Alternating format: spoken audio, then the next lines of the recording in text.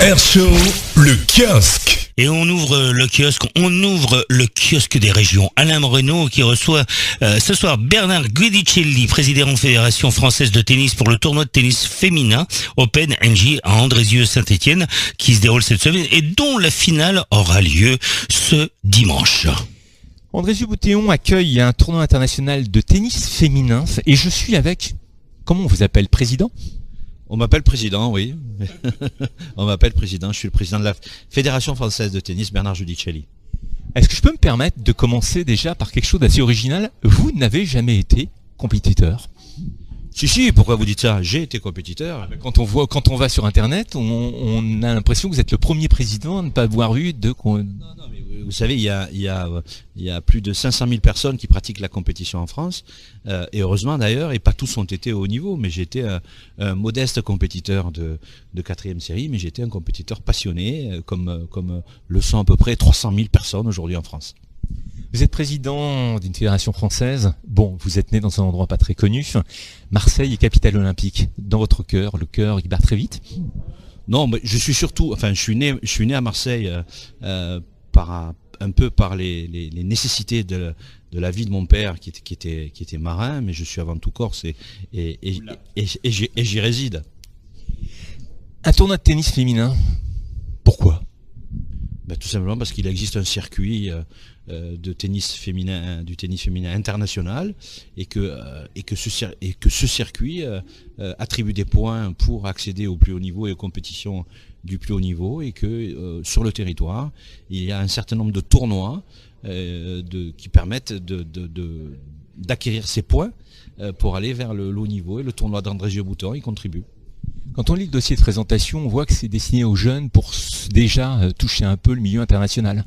Oui, c'est à la fois destiné aux jeunes pour toucher le milieu international, mais c'est aussi destiné aux joueuses qui ont envie de se relancer, parce que le tennis, le circuit est très dur, et tout le monde se souviendra de la victoire ici de Timea Bacsinszky, qui lui a permis de relancer sa carrière jusqu'à aller en demi-finale à Roland-Garros cette année. Quel est votre plus beau souvenir de Londres ? Alors, pourquoi Londres déjà ? Pourquoi vous me posez une question sur Londres ? Parce que vous étiez coordinateur de l'épreuve de tennis aux Jeux Olympiques de Londres. Oui, mon plus beau souvenir, c'est les médailles des Français. Nos deux médailles, les médailles d'argent de Tsonga et de Mika Lodra, et la médaille de bronze de Richard Gasquet et Julien Benetto. Voilà, je crois que c'est voir sur le court, le center court, deux drapeaux français se lever au moment de la remise des médailles, c'est extraordinaire. Est-ce qu'aujourd'hui ça veut dire que les jeunes qui sont en train de jouer sont potentiellement des jeunes qui vont participer aux Jeux Olympiques de Paris en 2024 ?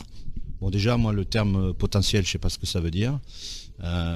Pour moi, le potentiel, c'est un terme, excusez-moi, journalistique. Quand on est dirigeant sportif, on se pose la question des capacités qu'ont les jeunes, des moyens qu'ils se donnent et des ambitions qui sont les leurs. Donc ce qui est intéressant aujourd'hui, c'est de voir quelles sont les ambitions de nos meilleurs jeunes et voir comment ils les expriment. Ce qui est important, c'est leur identité. C'est la manière dont ils se projettent, ce qu'ils veulent être. Et ça, il n'y a qu'eux qui peuvent le définir. Le tennis est un sport très exigeant et il faut que le joueur ou la joueuse soit d'abord exigeante avec elle-même ou lui-même. Souvenir de 2017 pour la Coupe Davis ? Le souvenir de 2017, c'est ce trophée qui est sur le court, que je regarde pendant toute la rencontre, sachant que les 3 précédentes fois, je le regardais et il nous est passé sous le nez. Et à chaque fois, et au fur et à mesure que la rencontre avançait, de me dire que j'allais pouvoir le prendre dans mes mains, et puis jusqu'à la délivrance, et le soulever avec mes amis dirigeants, parce qu'on est tous des dirigeants sportifs, on est tous des sportifs, même si on n'a pas été joueur de haut niveau, on est, je pense, dirigeant de haut niveau quand on gagne une Coupe Davis, et les félicitations que j'ai reçues encore hier soir le démontrent. Donc le meilleur souvenir, c'est d'avoir le saladier dans la main. Une dernière question, comment dire ? Pourquoi avoir invité Jean Gachassin ? Parce que là, vous êtes un homme de cœur à avoir fait ça. Jean Gachassin était l'ancien président de la Fédération française de tennis. Oui, il n'y avait pas que Jean Gachassin, il y avait aussi Christian Bim qui était présent, tout simplement parce que il faut avoir de la connaissance, mais il faut aussi de la reconnaissance. Et Jean, qui a été président de la Fédération pendant 8 ans, qui n'a pas eu ce plaisir-là, et moi qui l'ai obtenu au bout de 8 mois, je peux dire que j'ai été le président de fédération le plus rapide, un peu le Lucky Luke de la Coupe Davis.